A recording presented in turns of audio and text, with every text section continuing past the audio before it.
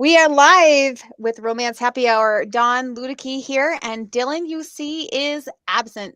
She's at NINC, so she was not able to join us today, but I have two amazing authors with me, Melverna McFarlane and Lenore Ashwood. Welcome, ladies. How are you? Hi, doing well.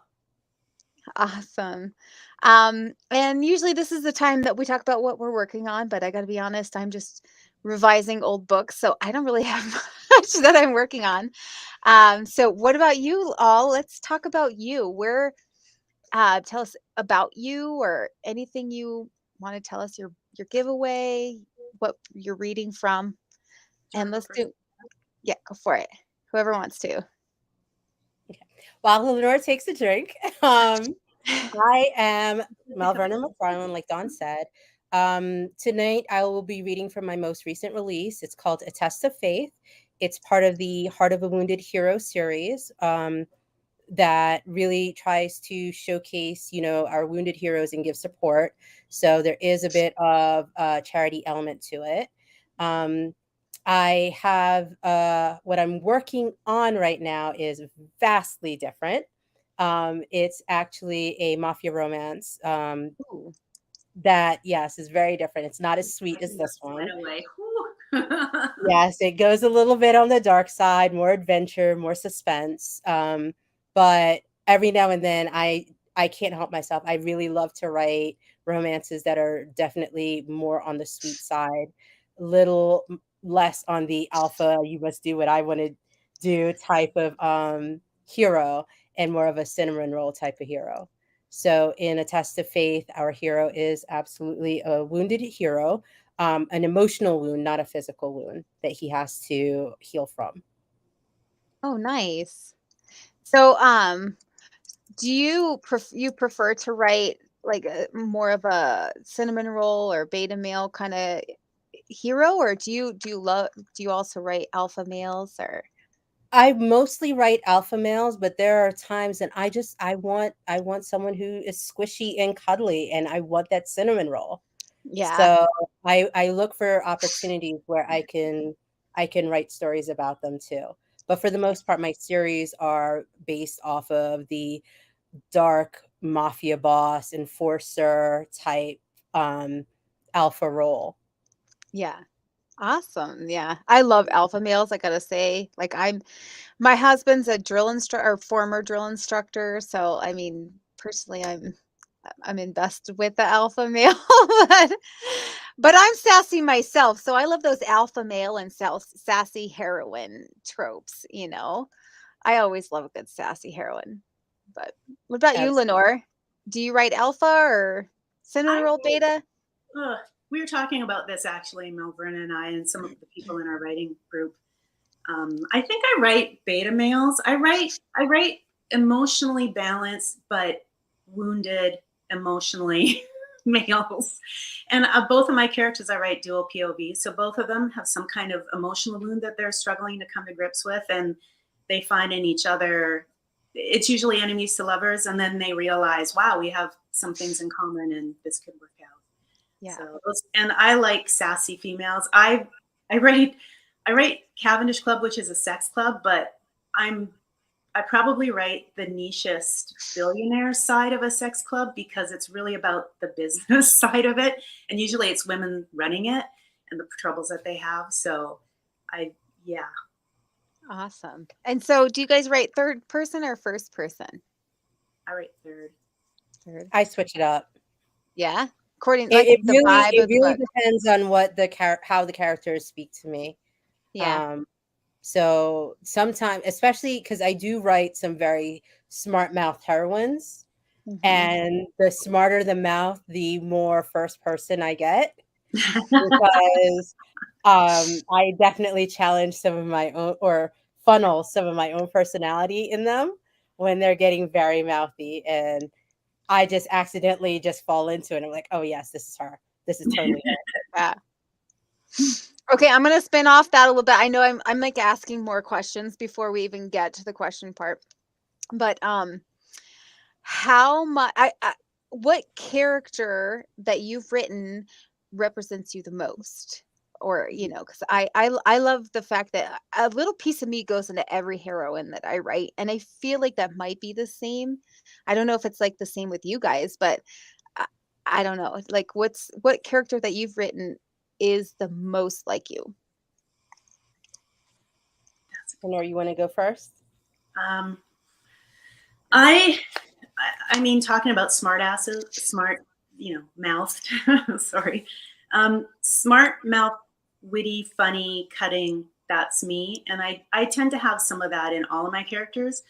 I have in my series, the Cavendish. There's two series, and there's one of the main characters who's kind of the alpha female, who's really has the most to learn throughout the series. So the last book is usually her book when she is lost, she's alienated everybody. Those are the hardest characters for me to write because I'm really, I'm a Canadian girl at heart, even though I live in the US now. So there's that nice side of me that can't be, I usually have to go back and mean up the character or make them more broken because I always want them to be fixed, and I have to remind myself they can't start out that way. Who Yeah. wants to read that? They want to see the journey. So I would say the women who are quick with the put downs or the little smart alecky comebacks. That's me. Nice. There's always something in every one of the female characters of me. Yeah. Different things. So for me, I would say there is absolutely one character who embodies a lot of my personality from my first series. It was the second book. It was Renee in Inevitable. I'm a fire sign. I am one of those that's quick to get angry, very like I'm done with you. I will cut you off. And she is that personality. It's a second chance romance, right? So she is that personality. In addition to, she is a plus size woman. She's very sassy. She's very body confident and all of those things. And she comes from a Jamaican family, just like me. Like there's a lot of me in Renee that comes through on that page. And I definitely broke her down in that book because, I understand sometimes I also need to be broken down, fictionally, not in real life. Thank you very much. And so I allow that breakage to happen with Renee. Yeah, awesome. So you mentioned Jamaica. So tell us a little bit about your history. Yeah, I mean, about you. You lived in Jamaica most of your life, or now you're No, in? I was born in Jamaica, but I moved to America when I was around 6 years old, hence my lack of an accent. And my family definitely, especially my family in Jamaica, love to mock me for my lack of an accent.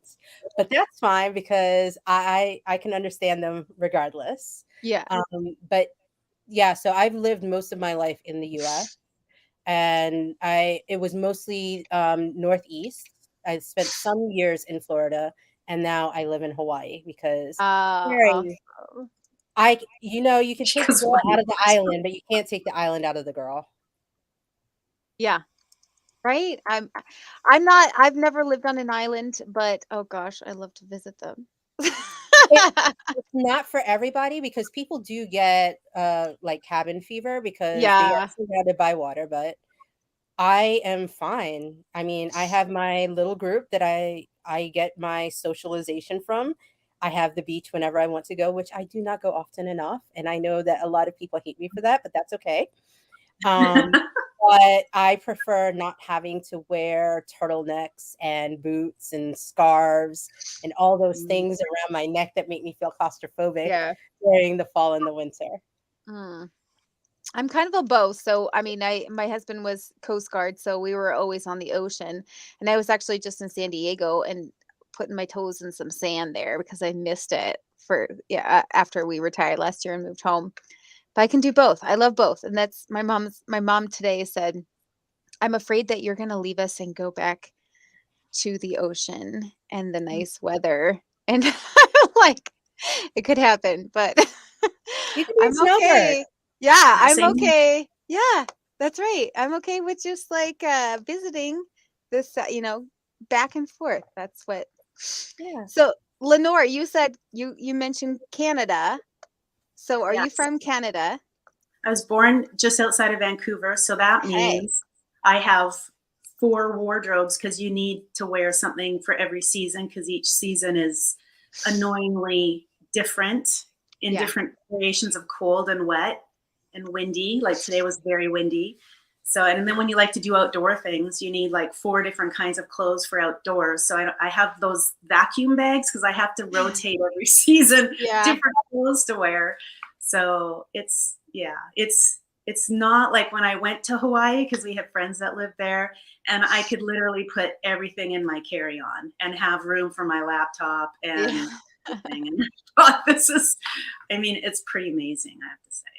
Yeah. I'm always jealous of Melverna because when she joins our sprints, she's in Hawaii, so it's beautiful. And she's 3 hours earlier than us. So we're already like into our day and her day is like not even really started. Yeah. So there's some jealous. I guess it's just me. Maybe it's just me that's jealous, but that's the truth. I mean, you guys are already into your day and I'm like, okay. Yes. We've already been screwing around with our day. That's the thing. You're like, it's 8 o'clock for us. It's 5 o'clock for you. We're like, oh, I want those 3 hours back. So for those of you viewers who don't know, both Lenore and Melverna are in a group with groups with Dylan Crush. So that's how they're joining us today. Even though Dylan's not here, I'm gonna have to I don't know, chastise her a little bit, tease her a little bit next time for not being here because it sounds like you guys just have so much fun over there. And I know Dylan's a lot of fun to write with and sprint with and stuff. But that being said, we do need to move on to the reading. So can you guys introduce real quick what you are reading and what you're giving away? And if you have the covers, feel free to share. So I am reading my most recent release, A Test of Faith, part of the Heart of a Wounded Hero series. It is a novella, so it is a short read. I will be reading the first chapter.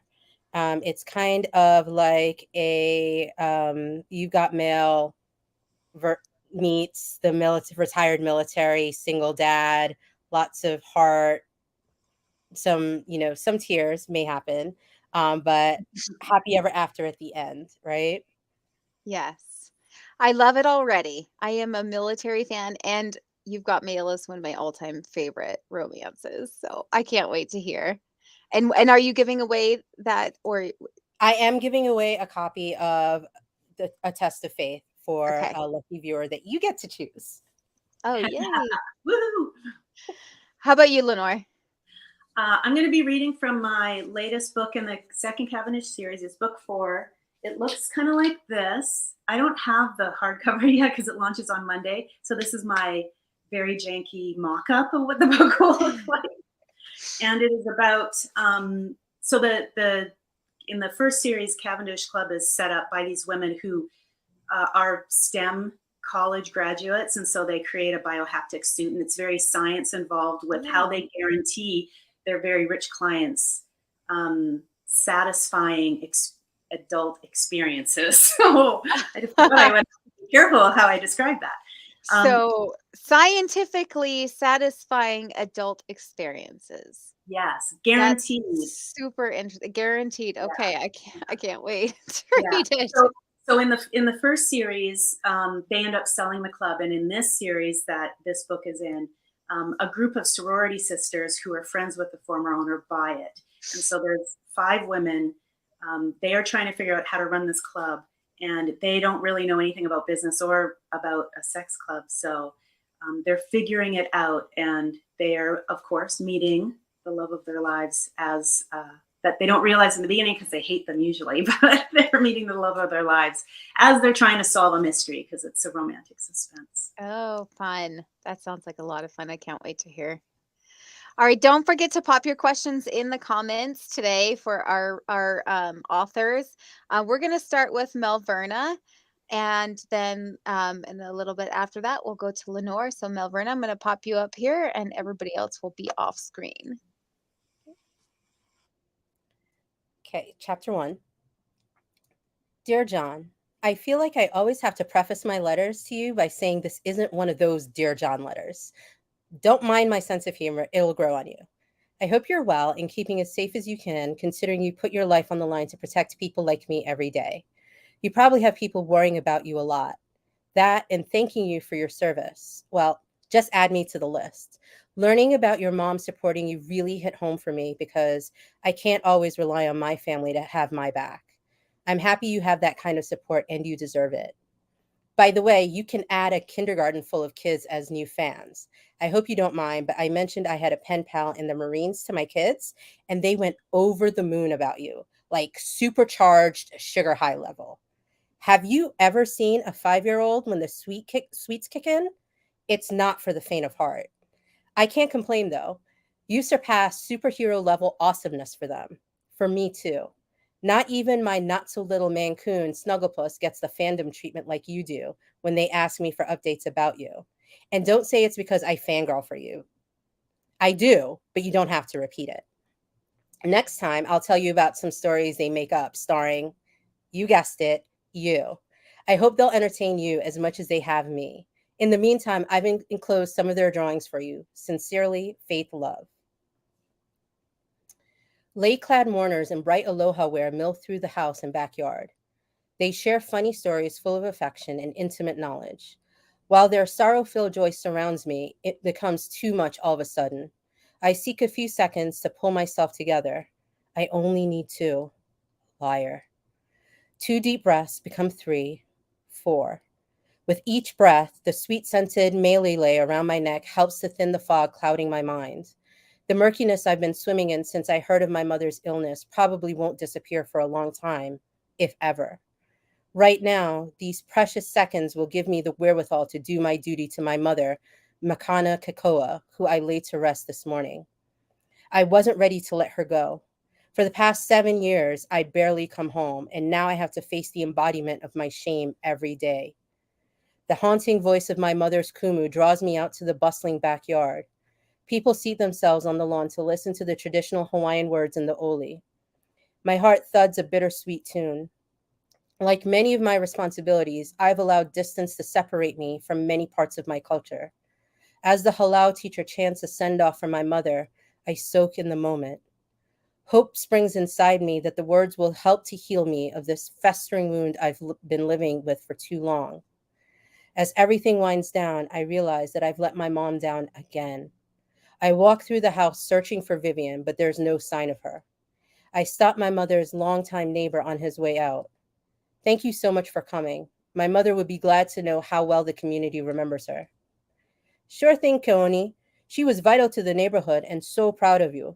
She always bragged about her son, the best Marine that ever was. Now that you're retired, I hope to see you often. Of course, but by the way, have you seen Vivian? Oh, I forgot. Makana always called her Apikalia. I'm sure I saw your daughter following Faith next door.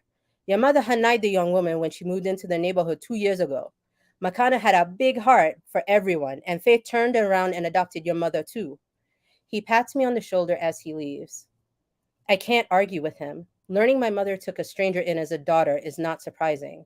She had a soft heart for everybody. My mother was the first to forgive my wife once she couldn't hide her treachery any longer. I should be over what my wife did to me. It's been over 6 years. Yet rage continues to turn my vision red every time I think about that woman.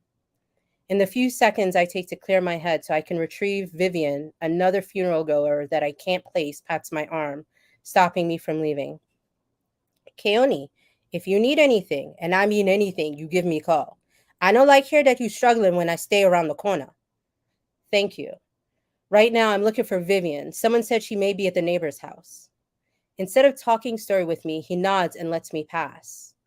On the walk, I try to recall what this woman looks like. I should know since Vivian spends a lot of time with her. The neighbor seems like a nice enough woman. While handling the doctor's visits and keeping my mother comfortable, I haven't had to worry about food.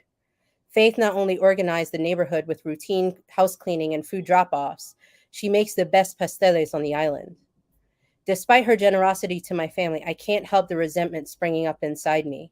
There's still so much to do regarding my mother's estate and finding a new job now that I can no longer serve.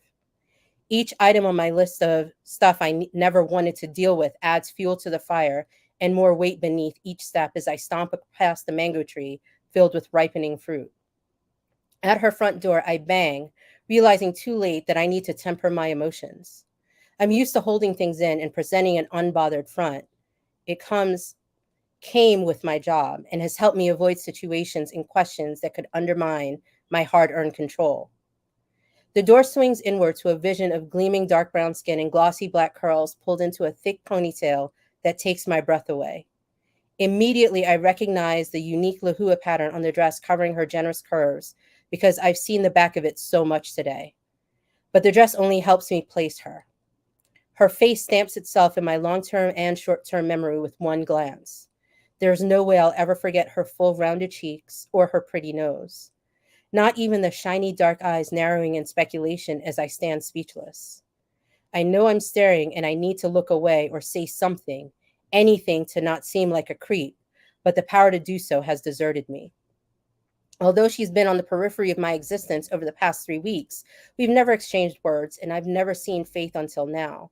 I only know she stopped by the house from the note signed with an F that she leaves behind. At first, her mysterious appearance felt intrusive, but after discovering she was my mother's Hanai daughter, I had no room to argue. I shake my head, trying to put a coherent thought together. With everything going on around me, I have no time to pursue anyone, not when I'm still smarting from the desertion of the woman who almost made me believe in love again. First my wife, and then, Keone? Her 30 voice has a New York accent, though I can't place which borough, and reminds me of the seconds passing without me saying a word. She licks lips that are in no need of moisture. Could she be attracted to me too? I shake the thought from my mind. I'm not here for her. Yes, I'm looking for Vivian. Is she here? Vivian. Apikalia. The question in her eyes clears, and with it, the beginning haze of desire I've no business wanting to see. She pinches her lips, letting me know I've done something wrong, though, for the life of me, I can't imagine what. Yes, she's in the backyard keeping my cat company. I'll take you to her. I remove my slippers as I enter her house, a new irritation growing inside me. I can't put my finger on why, but I sense she isn't my biggest fan. I shrug off the sensation.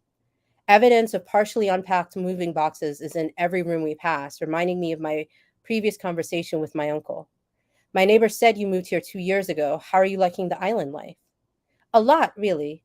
It took some getting used to as I moved from the Bronx. As you can see, I haven't found a place for all my stuff yet, but I have a system right now where I know what's in each box. I nearly stumble when I hear where she's from, but recover quickly. What are the odds? There's no way. The Faith I've known through letters spells her name with a Y.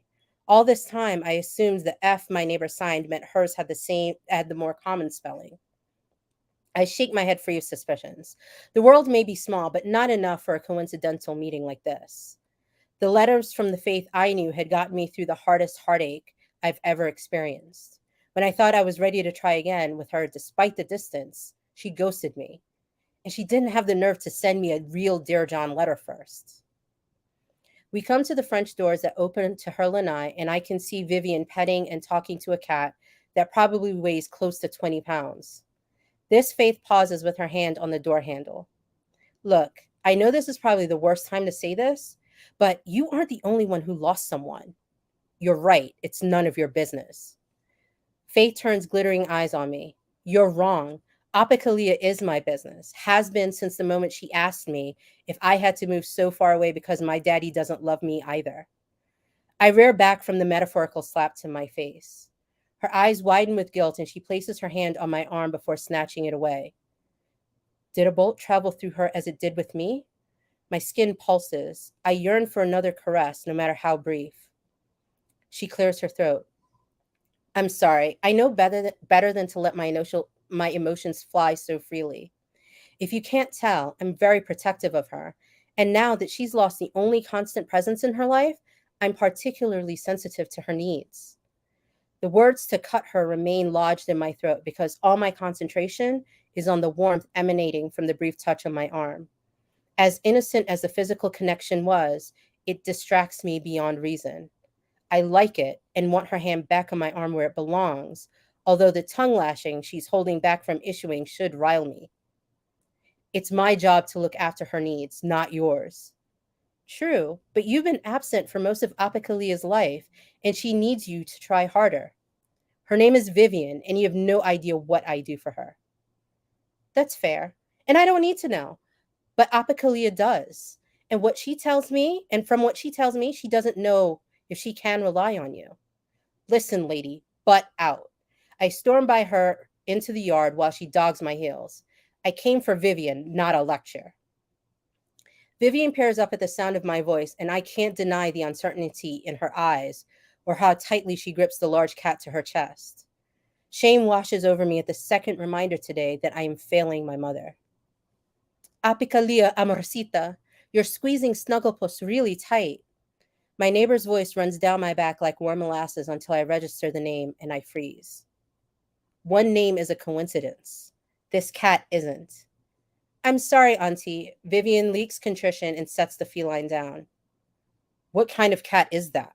The words barely leave the constriction of my throat.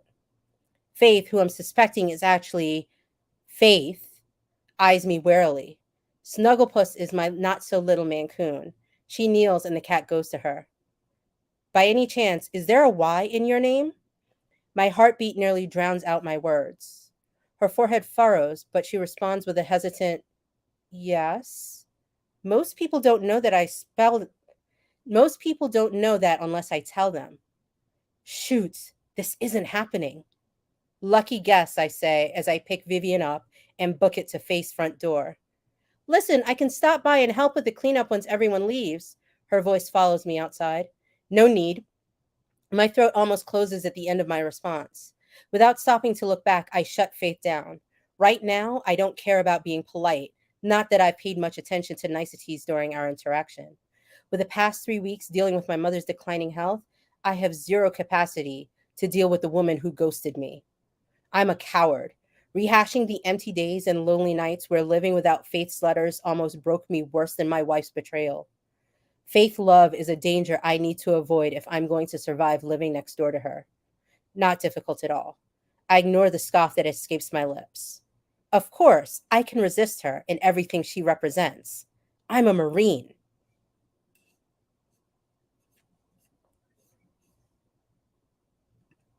Okay. Love it. Oh my gosh. Okay.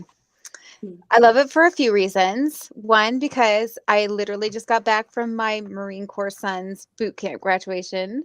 So I love it.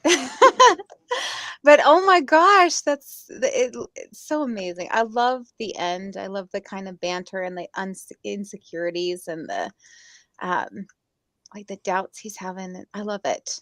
All of it. Yeah. He's gone through a lot. Yeah.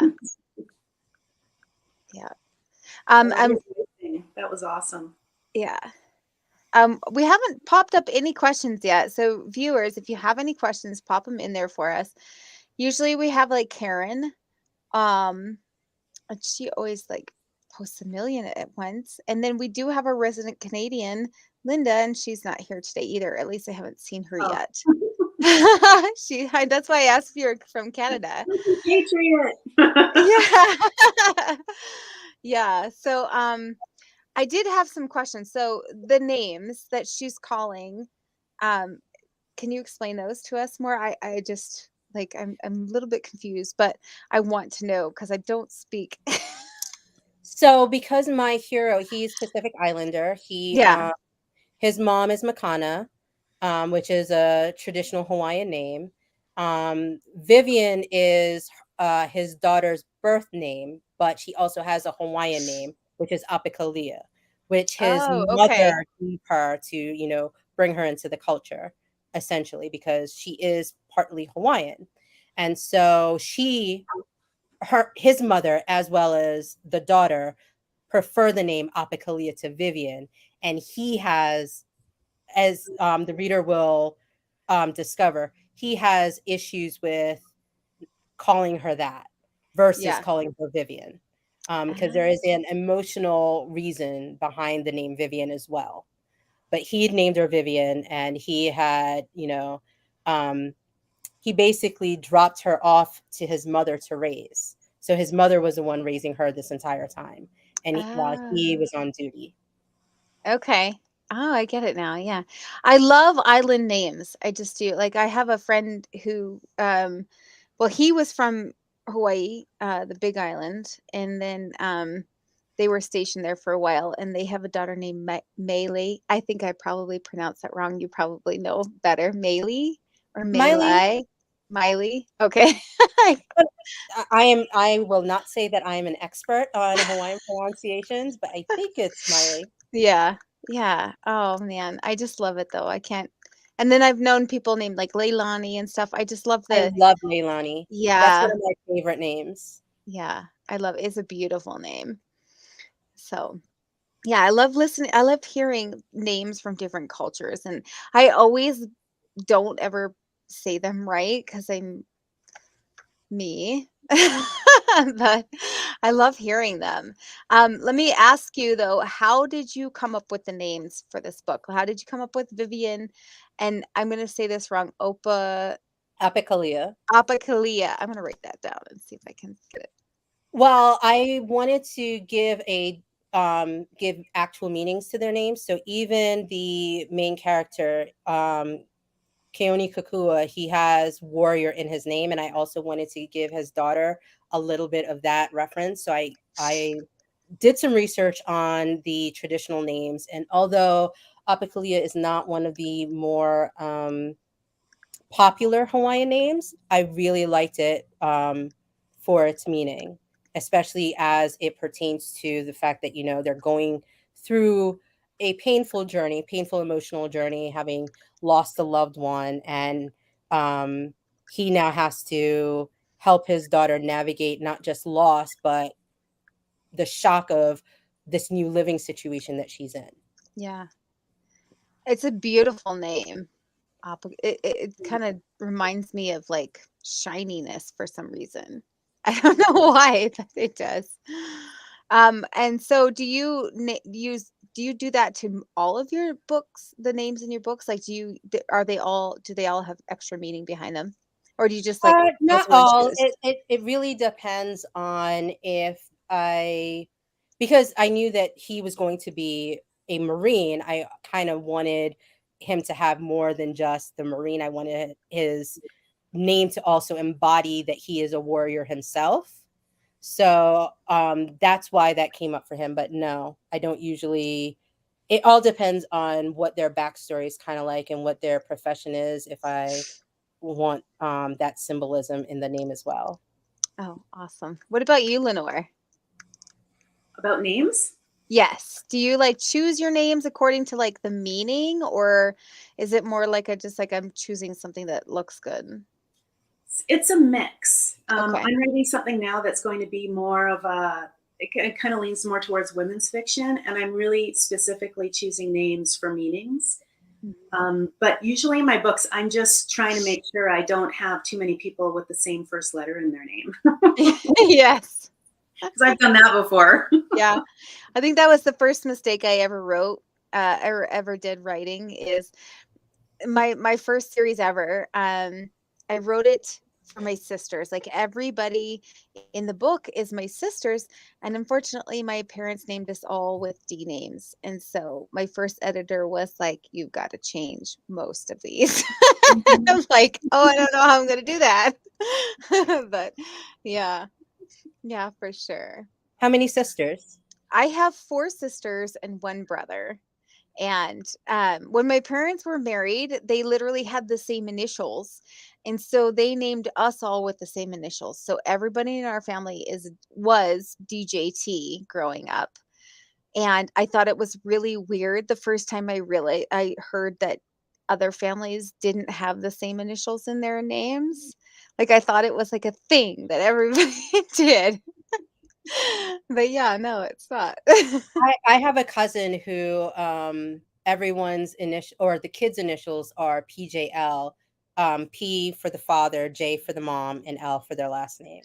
Oh, I love So that. all three That's of them awesome. have some representation of both mother and father in their names. That's way cool. That's a That's- cool symbolism there. Love that.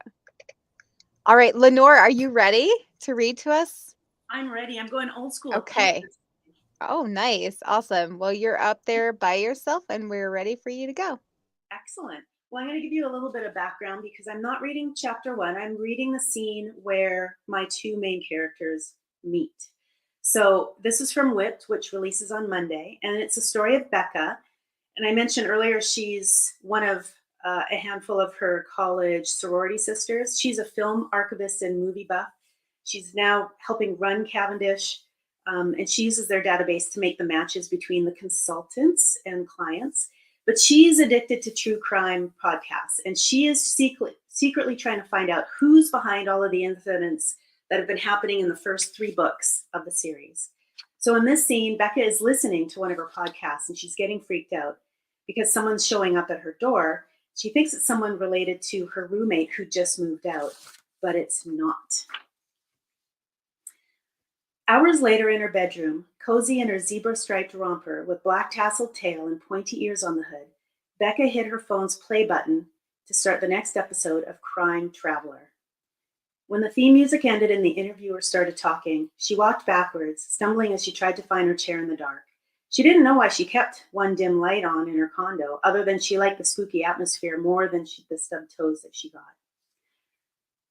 Let's continue the FBI interview with one of the most dangerous, little-known serial killers in U.S. history, came the gravelly host's voice. Tingles ran down Becca's spine. The familiar voice of the killer started talking. He described a secondary crime scene on the echoey FBI recording. I put them there for the future, the calm voice of the killer said. For the future, you mean because you were going to come back? A female voice asked, the FBI agent. Becca shook her head. It was a dumb question. Of course the dude was coming back to use the stuff he'd hid to kill someone, but she supposed the agent needed the guy to say it for the record. Yeah, because I might come back, the dude said. And did you go back? Yeah. Did you go back because you had someone in mind, or because you were in the area? The agent asked, her voice calm, mildly interested. No hint of fear from the agent about being in a small room with a guy who'd been killing people all over the country, particularly in parks and wooded areas, exactly like the wooded area across the narrow road from Becca's condo. She glanced toward her bedroom window, but dusk had come and gone, leaving everything outside black. I went back because my girlfriend went on a business trip and I'd have time, the killer replied. Time to make the trip to your kill kit? The woman asked. There was a pause as someone, probably the dude, chuckled softly. Time to hunt someone, he murmured. The recording hissed, and then the podcaster's music boomed, startling Becca so badly her phone went flying, yanking the earbuds out. She reached to pull the cord back when a noise made her freeze. A rattle from the front door, then nothing. It's probably somebody coming to get. No, the security guy had already collected Hartley's bags, and he'd knocked when he got there. There was another rattle, and then, was that a voice? Jackal was the only one who knew she was here. He was now their lead security man. She could trust him, though, couldn't she? She crept to the door of her bedroom, unlocking it and looking down the dark hallway to the front door. Then she turned to scan her room. She reached for the tripod that was propped inside the closet. Hefting the heavy metal, she hugged it across her chest and hurried to the living room. She definitely heard a low voice mumbling. It wouldn't be Jackal. He would just swipe his wristband if he really needed to get in. Could it be someone who breached the fence? Geez, what if Rogue knew she was investigating him and arranged for someone to silence her? Whatever was about to happen, there was no freaking way she was going to go down without a fight. She hefted the tripod, wrapping her hands awkwardly around the 3 legs near the bottom. F, she whispered, uncertain whether she should be behind the door or near the opening so she could spear whoever it was if he got in. She was glad the interior was dim. Maybe whoever was outside was just breaking in to rob the place, in which case, everything happened in a flash. The lock outside beeped, the door opened, and a man swung the door wide and walked in. Becca had an instant to register that he dropped something on the floor before she bashed him in the back of his legs, his body crumpling as he yelled, "What the F?" in a startled voice. "Stay right there, effer," she screamed, swinging the heavy tripod again and aiming for a knockout blow to the blob she thought was his head. She would have landed it, too, if he hadn't raised his arm and taken the hit in his armpit. "Ugh," he yelled. "Holy mother of F, stop it! His voice boomed around the small condo, and it was either that or her panic that made the last words unintelligible. She gave him a kick in his side and moved to get another hit in with the tripod when, in another flash, the tripod was wrenched from her hands and his gigantic body was looming over her with it. She jumped backward out of swinging range. "I've got a gun, a-hole, so don't try anything," Becca yelled, pointing her empty hands at him in a gun-wielding stance she'd seen in a million movies. In yet another flash, she was spun and pulled against the hard body a band of steel clamping her arms and her pretend gun tight against her sides. The other arm came up, and a hard hand clamped around her throat. "What the H?" she gurgled. "Drop the invisible gun," the man growled, and her brain registered the humor in the words. He leaned to turn on the lights by kicking the wall. "What the?" she choked out, only for his grip to tighten. "Are you Becca Lum?" he asked, his voice rumbling deep against her back. She turned her head and grunted, and he slackened the hold he had on her throat. "Who wants to know?" she muttered. She didn't know his name, but she had a good idea of who he was. Mr. CIA, the man who was supposed to be helping her review the evidence she'd found. The steel band around her loosened, and he spun her away, but kept one hand clamped around her wrist like an iron manacle. "I'm Porter Banks. I'm a friend of Montgomery Meyer," he explained, then leaned sideways to rub the back of his legs. "Didn't anybody tell you I was arriving today?" "Nobody told me you'd be breaking into my condo," she said, tugging on her wrist. It only resulted in his grip tightening. "If I tell you I'm Becca, will you let me go?" "That depends on if I think you're lying or not," he muttered. "Honestly, my zebra whopper should reassure you that I'm not the dangerous one in this situation," she pointed out, pulling at the elastic fabric at her waist. His body remained tense as his eyes swept over her, then the iron grip on her wrist let go. "You're a friend of Montgomery's?" she asked. "Define friend." "I worked with him in the past," he explained, reaching for the bag he dropped. "How can I believe that?" she asked. "You can't," he grunted, looking around the room as if he'd lost his wallet, sweeping it from floor to ceiling. Then he stalked down the hallway, turning the lights on as he stopped to glance inside each room as he passed it, pausing slightly longer at her bedroom. "Excuse me," she called. "What are you looking for?" "Doing a sweep," he replied, his body seeming to ease as he returned. He walked straight up to her, coming to a stop just inches away, his eyes intense as he stared at her. She had to fight with herself not to step back and cross her arms. She was commando under the romper, and his nearness made her acutely aware of how thin the material was. As he stared at her, she stared back, refusing to look away. That was another mistake. His face was too perfect to be a CIA hitman, whatever his connection with Montgomery was. He was almost identical to the actor who played the Duke in the first season of Bridgerton, except his skin was darker and his forehead was really lined. Overall, more rugged than the actor, possibly a lot taller. Either way, he set off alarms on her hot meter.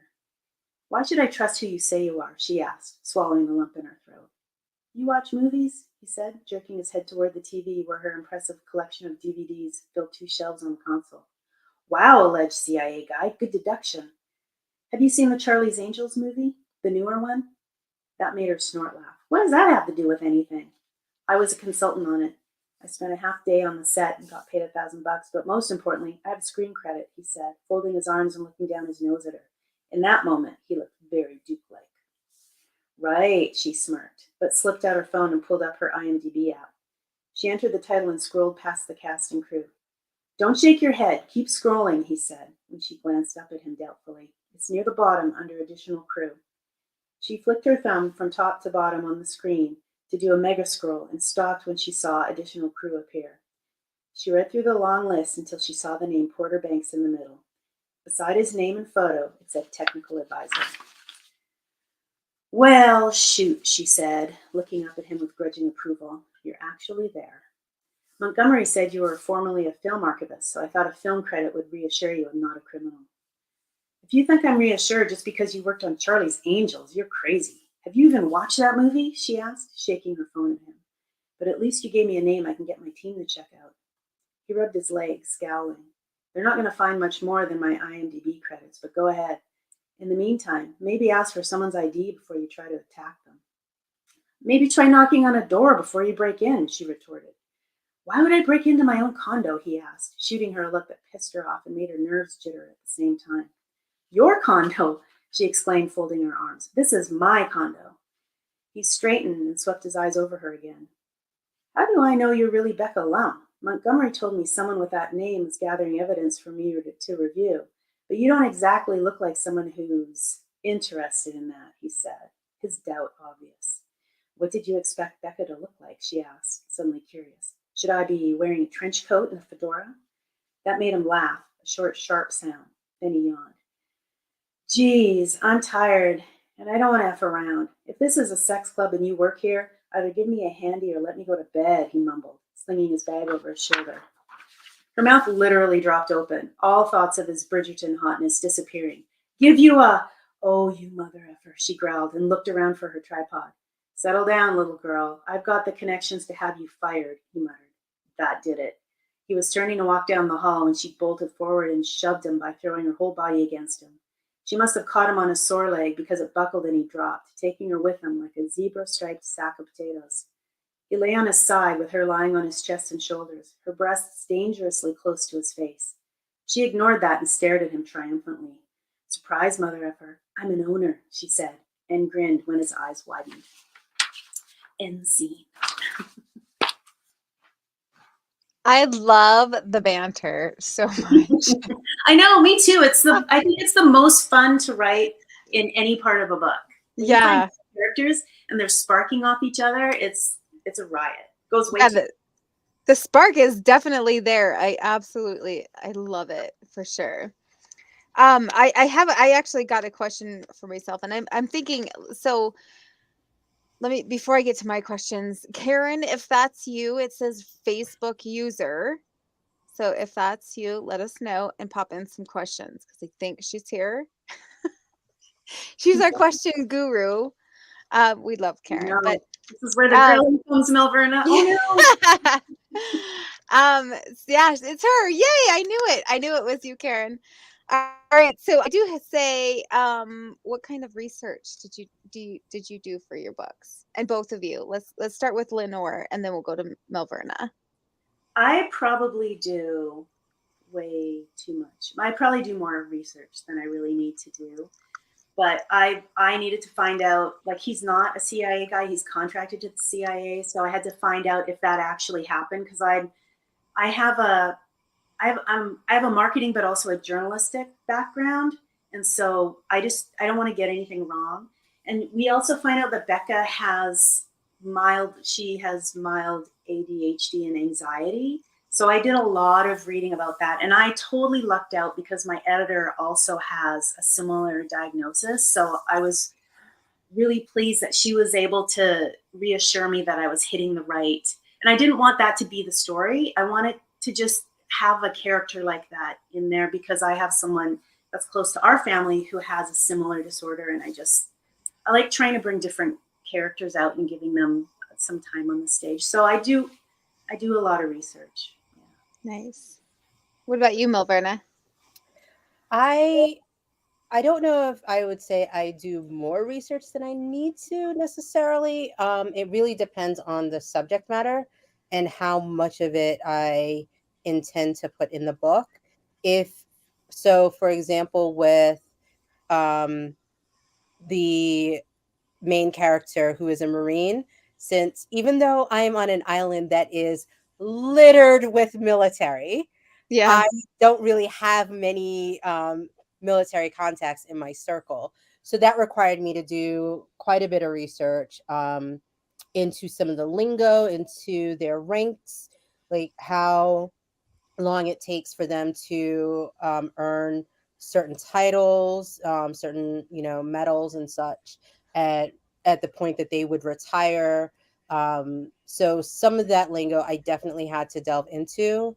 There is his daughter does suffer from some emotional anxiety as well, so I had to do some research on that because there's not a lot that's written about children specifically that have that specific diagnosis. So there was research on that, but typically again, because I read a lot of the mafia romance, I don't do a lot more research because I've done the research into the specific culture already. So I just pick up from where I've left off, and if my heroine has some new job or career that I've never delved into, then I'll do research into that, or if it's even possible, if I make up some kind of job that she has, or if she does something that no one else has done as a woman before, try to figure out how I can make it work in what I'm writing. Awesome. Well, if you ever need if you ever have any questions for as far as the military aspect of it, feel free to reach out to me because I've got contacts everywhere and every brand. Name, so yeah. Yeah. And Karen is coming through with a laundry list of questions. Yeah, she's on vacation, so that's why she was late. She didn't realize that I Karen, was. you're doing that wrong. All right, this is a great one. I love this question. And I'm going to pop it up there. Do you hide any secrets in your books that only a few people will find? Yeah. Maybe in the series, but not standalones. Yeah, I totally do it I only write in series so far. So I definitely put things in there that if you read, book 1 and book 4, you're going to get that. You're going to get the joke, even though it doesn't feel like an inside joke when you read it, but it will be there. Awesome. Yeah, I love that. And then, so this one, there's actually 2 parts to this. So read it, and then I'm going to pop the second one up there and then go back to the first. So what part of the writing process is the hardest, like the beginning, middle, or end of the story? So which one's the hardest to you guys? I can answer that. So okay. You go first. So for the most part, because I do typically write longer books, my first series, each book was over 100,000 words. It's always the middle. Yeah. So making sure that I keep the pace, keep the readers interested, because there is some suspense elements in those books. But I also need to make sure that I spend equal time on the romance aspect. So trying to balance the two in a way that will keep the reader interested page after page.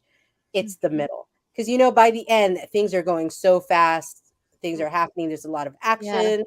In the beginning, there's the whole, oh my God, they just met.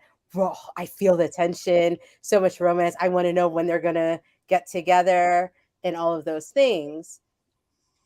And then the middle happens. And it's like, well, I know where I want to go, but what road am I taking?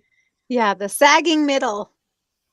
And I'm a pantser, so I never know what's going to happen in the middle until I start maybe a scene or two ahead. So as a pantser, because I started as a pantser, and then I tried to be a plotter. So now I'm just a plantser because I have to plot, especially nowadays with the million things going on in my life. But do you ever know what's going to happen at the end, even though you're a pantser? Rarely. Okay. I am trying to figure out another book that I need to start writing, and which is very rare for me, I'm like, I know exactly that heartbreak moment that's going to happen. So I need to, like, as soon as those ideas come to my head, I absolutely have to write them down because I'll forget. I forget things that I want to say in the moment, So I have to write down things immediately when I think of them. So I already knew how it was going to open. I have no idea how the middle is going to be, but now all of a sudden I know what the end of that novel is going to look like, which again is Yeah. very rare for me. And what about you, Lenore? What part of the writing process is hardest for you? Well, I am a plotter. So what I really like to know going into a book is who my characters are. Like, what is their issue? What are their wounds? What is the thing that's going to be abrasive between my main characters? And then I will look at the key moments. What is going to kick everything off? What's the catalyst? I generally know what the ending. I mean, obviously, I write romance, so they're going to be together. But what is that scene? What is that, like, bring you to tears scene where they come together? The difficult part for me is I can't. I mean, it's called plotting, but really for me, it's character development. And so I've developed these characters, and I generally know here's what the book is going to be about. Here's what their struggle is story-wise, but their struggle with each other can change. So when I'm writing, and these characters really come to life. So the part that's a pantser is when I'm sitting at my keyboard and I'm while the character's walking into this room. Like I didn't plot that she was going to hit him with a tripod. I sat down and I just started writing, how are these guys going to come together? So I knew those sticks and I built this little scene and that was great. But sometimes they will take a left turn and it's a famous left turn ever. And it's like, okay, that's staying. But now I am off the grid. I am like in the bush and there's no trail. How do I, and then I have to look ahead and see. So the hard part, when I start to work on other projects or planning other things, I know that I am stuck in that project because my characters have gone rogue on me. Yeah. And I have to figure out how to either recraft my story and put it in front of where they're going, or I have to kind of herd them back to where I know they should be while respecting. I always let them go because that is some kind of divine something that is happening that they need to do that. And as long as it's not some ridiculous thing that has nothing to do with the plot, genuinely they're going the wrong way because of their wound or something. So I try to respect them, bring them back. But those instances are my hard part. And I plot, but I don't have every single thing plotted out. I just generally have an idea of, here, and maybe here's an idea for a scene, and then somehow they should end up over there, and I have to bring this character in. So it's really a rough plot, but the hard part is when I get stuck because my characters have acted like real people, unpredictable. Yeah, I once was walking with my husband, and I was complaining about my book because my characters did this thing that I didn't want them to do, and I was stuck. And he's like, my husband said, "Don't you mean you wrote that?" And I'm like, "No, they did it on their own." The betrayal. Not at all. I didn't write that. They did that. No better. Like, I am sorry. How dare you ask that kind of question? For sure. All right, next question. What is the best way to market your books? I'm still trying to figure that out myself. I am too. I don't know why I'm not like a household name by now. I mean, I write a sex club that uses science to guarantee satisfied adult experiences. Who wouldn't want to read that? Yeah. So I'm going to say, what kind of research for the science in this series did you do? Like, do you have a science background, or are you just really like analytical and like think, oh my gosh, science can bring this together? I mean, I'm curious. I mean, about this because science and a sex Right? club, like, that's awesome. Well, I am trained as a technical writer, which is going into a situation, being okay knowing nothing, and then asking someone to explain everything how it works. Yeah. So I just do a lot of reading. I never think I know anything, so I love learning new things.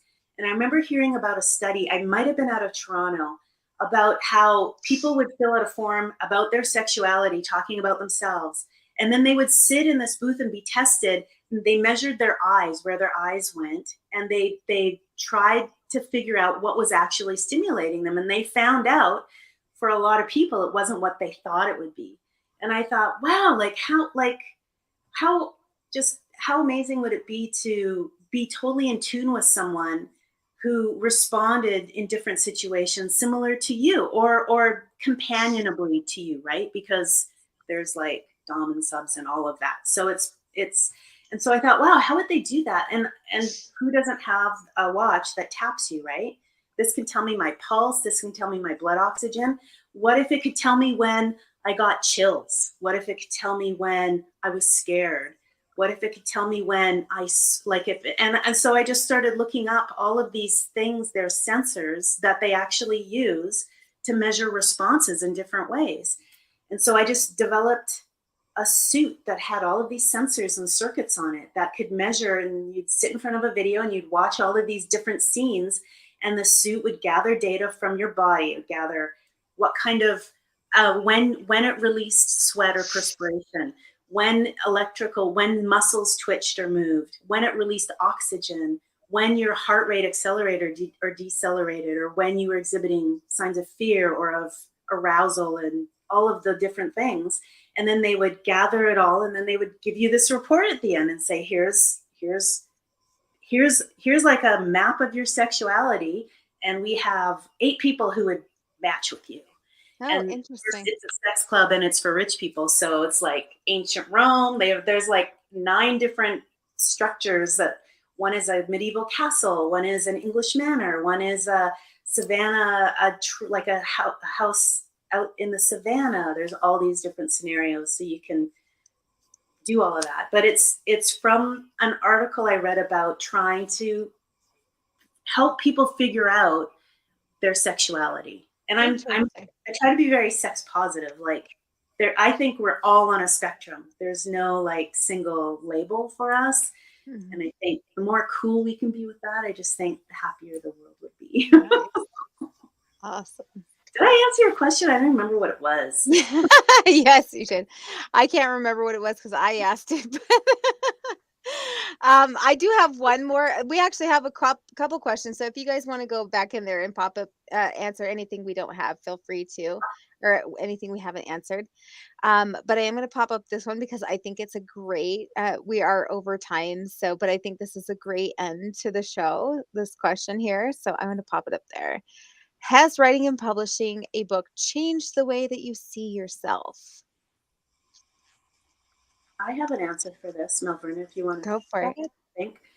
So I writing and publishing books has affirmed what I think I suspected about myself from a young age. Because when I was really young, I would write little books, and I wrote little newsletters. And I just thought it was, nobody did it, so I just thought I was weird. And then every job I've had, I've written a newsletter, or for the company, or I've written reports, and then eventually I was writing proposals, or I'd write letters to the editors, and they would be published, or we would win a proposal. And so I always thought I'm a worker, and then I do this writing thing as part of what I do for my job. And writing a book has it's really affirmed that what is inside me is something I should just be doing full time. So I write full time, which is really exciting for me. And it's satisfying because I feel I am fulfilling whatever this thing in me is. And it's very, like, it always needs to be writing. And though I know, and we talked about this, Melverna, I should be marketing, I should be doing other things, but I always come back to the writing because there is really just something about it that Yeah. makes me feel, I mean, it's dumb to say it completes me, but it makes me feel that I am, whatever reason I'm here on earth, that was Yeah. the nugget of it that I'm supposed to be doing. And that's a bit highbrow because I write sexy romance, but I mean, But I tell my husband all the time, like, writing is therapy for me. Like I can get yeah, just so completely anxious. I get all this anxiety. But on those days where I get up early and I get to get some words out, all of a sudden I'm, instead of like being the screaming mom, like get your backpack, the bus is here. I'm like just this like happy la di da, like it's okay, I'll take you to school later kind of mom, yeah, it is a I mean, high I time find to it, get my words in for the day. I'm like, yeah. yes. If I get some words in, I'm just like I'm really nice. I think my kids prefer it when I write in the morning. You're really So nice, is what you said. yeah, it's therapy. That's awesome. And what about you, Melverna? I would say that before writing, I was in a very analytical job, and my assumption about myself was I'm not creative. And I think Lenore, after hearing me talk about some of the ideas that keep coming up for me, would disagree with what I used to think about myself. So, absolutely, having written now 4 published books, I absolutely see a change in how I view everything because, I would be a people watcher and I would create stories while watching people, but I never really did anything other than entertain family with the stories. Never Yeah. really connected it with creativity or anything like that. It was just me entertaining myself. And so now when some of these wild ideas come up, I'm like, oh, that needs to be in a book. That Yeah. needs, I can totally see that. What characters would make that? and then I have too many ideas to write down, and there's just not enough time. Yeah, there's never enough time, I don't think, for an author. I saw a, co- a comedy strip once where it was like two authors on a or two people on a beach. One was an author and one was relaxing. So, oh, how beautiful are the waves.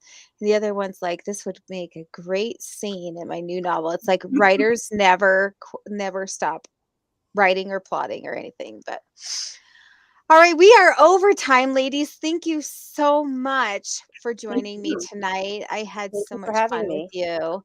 Yes, thank Um, you. It was been fun. so you both have some giveaways up on the Romance Happy Hour page. And so pop over there, viewers, and enter for their giveaways. And like we said, your family. So we can't wait to hear your new releases, your cover reveals, anything. If you have anything you need to give us, just let us know so we can share with our viewers. I'm sure they love to see people who have been on here before. But thank you so much, viewers, for showing up as well. If you have any more questions, please feel free to pop them in there. And then if we need to, we can always show Melverna and Lenore later. But tonight, I guess we are going to have to sign off and say goodnight. Thank you so much. Good night. Bye. Everybody, thank